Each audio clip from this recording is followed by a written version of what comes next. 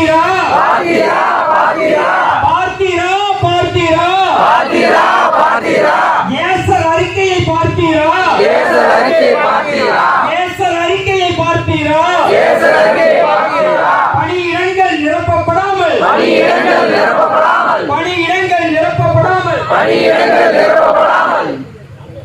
2013ஆம் ஆண்டு நடைபெற்ற ஆசிரியர் தகுதித் தேர்வில் வெற்றி பெற்ற ஆசிரியர்களுக்கு இதுவரை பணி நியமனம் வழங்கப்படாததை கண்டித்து தமிழக அரசை எதிர்த்து 100வது முறையாக கண்டன ஆர்ப்பாட்டம் இன்று திருச்சி மாவட்ட ஆட்சியர் அலுவலகம் முன்பு நடைபெற்று வருகிறது. கடந்த 2013 ஆசிரியர் தகுதித் தேர்வில் வெற்றி பெற்ற அனைவருக்கும் பணி நியமனம் வழங்கப்படும் என திமுக தேர்தல் வாக்குறுதிகள் அளிக்கப்பட்டிருந்தது. ஆனால் அதனைத் தொடர்ந்து பல ஆண்டுகள் கடந்தும் இதுவரை பணி நியமனம் வழங்கப்படாததால் பாதிக்கப்பட்ட ஆசிரியர்கள் தொடர்ந்து பல்வேறு கட்ட போராட்டங்களை நடத்தி வருகின்றனர்.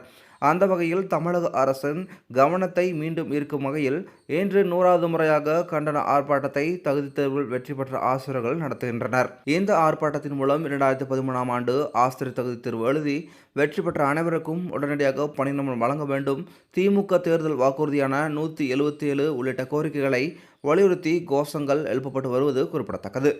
இதுபோன்று மேலும் முக்கியமான செய்திகளை தெரிஞ்சுக்கணும் அப்படின்னா நம்ம சேனலை சப்ஸ்கிரைப் பண்ணிட்டு தொடர்ந்து நம்ம சேனலை இணைந்திருங்க. மீண்டும் அடுத்த சந்திக்கலாம். நன்றி.